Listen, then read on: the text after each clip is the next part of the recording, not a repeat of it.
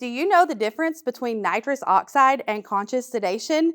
Stay tuned for this video for all the information you need to be able to answer that question.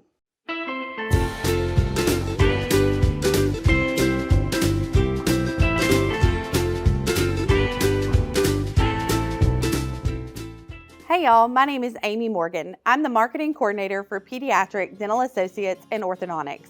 And in this video, we're going to be discussing the differences between nitrous oxide and sedation.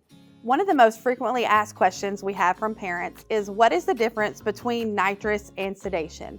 Or we hear them talking about nitrous, but they're saying the word sedation, or they're talking about sedation, but they're saying the word nitrous.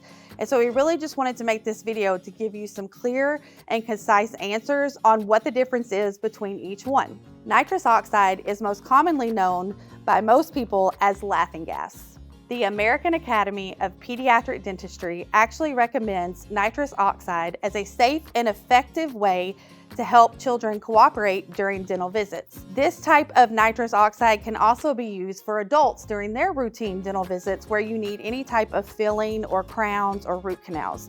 So when you go to your dental office and they are simply just using a nitrous nose where they give you the nitrous through a nose piece, that is nitrous oxide. When used in a dental setting, this is something that can really help the child get through their appointments more easily. Now, the AAPD recommends nitrous for the following reasons: to reduce or eliminate fear and anxiety, to actually enhance communication between the patient and the dentist. So this allows the child to be able to calm down enough to where the dentist can give proper instructions for opening and closing their mouth, moving their head in a direction that is needed, or just overall cooperation. Another reason is to instill a positive attitude towards dental care. Sometimes during these nitrous appointments, the child will tend to just be more relaxed, have a little bit better cooperation, and this in turn will help the appointment go more smoothly, which then will allow for that child to have had a positive experience, which then will allow that child to be able to come back without the level of fear and anxiety that they may have had prior to the appointment. Another reason that nitrous oxide might be indicated for an appointment is to actually help with a gag reflex. If the child is relaxed enough, they are less likely to have that initial gag reflex, which can affect the proper outcomes for appointments. At PDA&O, we do treatment plan nitrous oxide for all of our in-office treatment appointments. We feel very strongly that this will benefit the child. At PDA&O, all of our assistants go through a particular class that is required for them to be able to help administer the nitrous. The dentist is always in charge of the numbers, the percentages, and how it is given, but the assistants are fully trained on being able to administer this as well. Nitrous oxide is given at the beginning of the appointment, and normally the child will be breathing in the nitrous oxide for approximately 10 minutes prior to the numbing.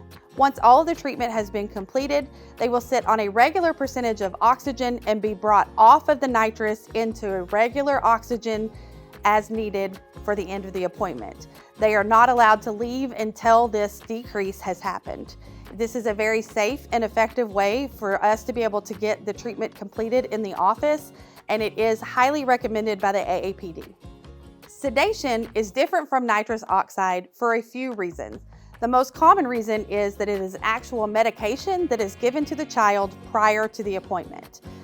Now at PDA&O, all of our dentists who do perform sedation appointments are licensed separately for this conscious sedation type of appointment.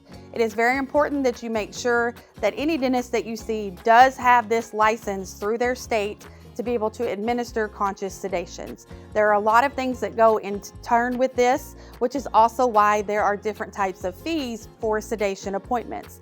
So you might see a higher fee for our sedation appointments, but that is due to the time of the appointment. It is due to the fact they are not seeing any other patients during that time frame. They're administering medications, and they are also monitoring your child's vitals during the complete appointment. At PDA&O, our dentists use different types of medications to be able to achieve this conscious sedation state for the appointment. Just like nitrous, the AAPD recommends sedations for certain reasons. The first reason would be for the fear and anxiety.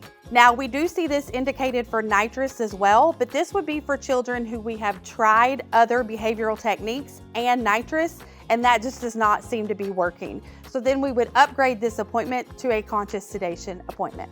Another reason sedation might be indicated for your child is due to any medical conditions, any physical ailments, or any other type of cooperation issues, or any type of neurosensitivity as well. There are several other reasons that sedation may be recommended for your child. Do not hesitate to speak to your dentist and make sure you have all of your questions answered. As far as behavioral outcomes through nitrous or sedation, they are going to vary. When they are just on nitrous, they might get a little sleepy or may become a little euphoric.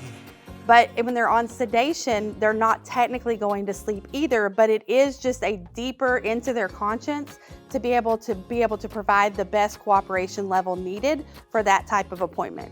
So while you have nitrous being given during the appointment and flushed out at the end of the appointment, your sedation requires medication, and that medication will still be in their system after the appointment.